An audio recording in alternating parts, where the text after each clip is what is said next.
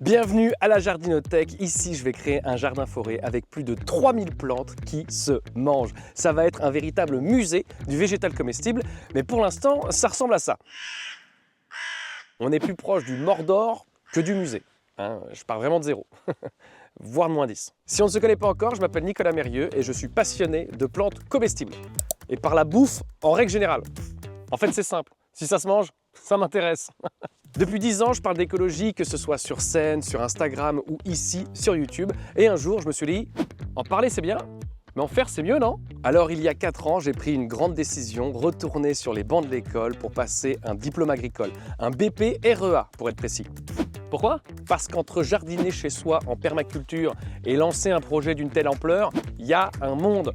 Une ferme, ça se gère pas avec une bêche et un tuto YouTube. Depuis, j'ai pas chômé. J'ai visité une centaine de fermes, enchaîné les formations pour devenir pépiniériste. Je suis même allé en stage à l'école de la forêt gourmande. Et là, on y est. Je viens de commander mes 961 premières plantes. Il est temps de passer à l'action. Sur cette chaîne, je vais tout partager avec vous, chaque étape, chaque galère et surtout, j'espère, chaque réussite pour créer un jardin-forêt unique. Mais attention, la Jardinothèque, c'est pas qu'une chaîne YouTube. Oh que non! C'est aussi un lieu, une ferme où vous pourrez venir pour apprendre, découvrir et même repartir avec des plantes de ma collection. Parce que oui, ici, je vais installer une pépinière dans une serre de 500 mètres carrés. Enfin, pour l'instant, il faut imaginer sans les ronces, quoi. Et avec une serre, tant qu'à faire. Parlons-en des ronces. Il y en avait sur toute la parcelle quand je l'ai acheté. Alors en début d'année, j'ai fait venir des gros tracteurs pour broyer tout ça. Mes petites leçons, les ronces, si tu les laisses broyer au sol, elles attendent pas gentiment, elles repoussent encore plus vite. Il faut imaginer que tout ça c'était broyé avant. Donc j'ai fait venir 100 camions de broyat de bois pour couvrir toute la parcelle. Et là, surprise du chef, on n'a pas le droit de stocker de la matière à moins de 100 mètres des habitations. Vous le saviez?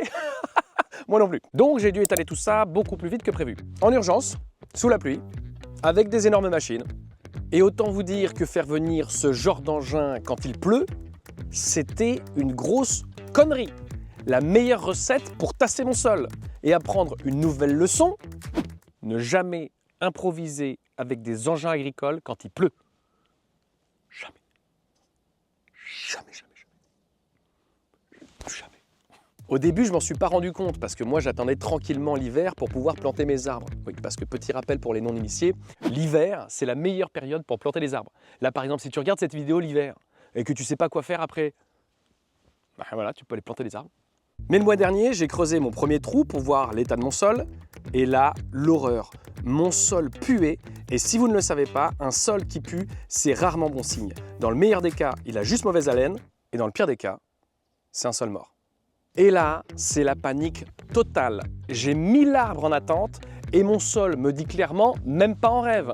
J'étais dans un état de stress rarement connu auparavant. J'étais genre, mais comment je vais faire si je les plante? Ils vont mourir. Il faut que je laboure avant de planter, c'est obligé. Mais il pleut dans 2 jours, comment je... Faut que je laboure demain? Je laboure demain. Eh ben c'est sûr, demain je laboure. Bref, j'étais en roue libre et la précipitation, c'est rarement une bonne idée. Alors quand, comme moi, t'es pas issu du monde agricole et que tu paniques, il te faut un guide, un repère, un sage, un ancien en qui t'as confiance. Pour moi, c'est Albert. Je lui ai écrit un message pour lui expliquer ma situation. Enfin un message. Une saga plus longue que le Seigneur des Anneaux. Et lui, il m'a répondu en une phrase. Juste une, hein. Ne rajoute pas une bêtise à une autre. Ça te calme, hein? Ça résout pas ton problème, mais ça te calme. Et parfois, c'est déjà pas si mal. Après 2 semaines interminables, Albert et sa femme Marie finissent par venir sur la parcelle. Ils commencent par l'inspecter, ils creusent, ils reniflent et ils finissent par me dire « Il est pas mort ton sol.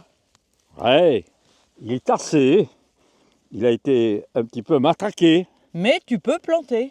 à condition de l'aérer. » Enfin une bonne nouvelle. Pour aérer un sol, il faut une sous-soleuse. C'est un outil avec des grosses dents qui descend à 50 cm de profondeur sans retourner la terre et aussi un gros tracteur. 2 choses que j'ai pas. Et là, miracle, je sors de ma parcelle et je croise mon voisin en train de broyer son maïs. Alors je vais le voir pour lui expliquer mon problème et il me répond « Ça tombe bien, je viens de récupérer l'outil, on fait ça quand tu veux, hein ?» Alignement des planètes. Une semaine plus tard, on était sur le terrain, prêt à aérer tout ça. Bon, avec toute la matière organique qu'il y a, on a quand même réussi l'exploit de coincer le tracteur. Heureusement que son père a pu venir nous aider pour tracter le tracteur avec un autre tracteur. Force est de constater que j'ai beau faire l'écolo, le pétrole c'est quand même une belle invention. Ah si c'est pratique le truc, ah je vous jure. Mais là c'est bon, mon sol est prêt, mes 961 premières plantes sont commandées et je vais enfin pouvoir planter les premiers arbres d'un rêve vieux de 10 ans. Créer un jardin-forêt où tout ou presque se mange. Mais avant ça, il faut que je m'occupe d'un détail crucial, installer une clôture. Parce que sinon les chevreuils ils vont croire que je leur ai préparé un buffet à volonté. Et j'ai pas envie de payer la note. Merci d'avoir regardé cette vidéo jusqu'au bout. Tu peux t'abonner si tu as envie de regarder la suite de l'aventure car la prochaine vidéo arrive très vite. Allez, ciao!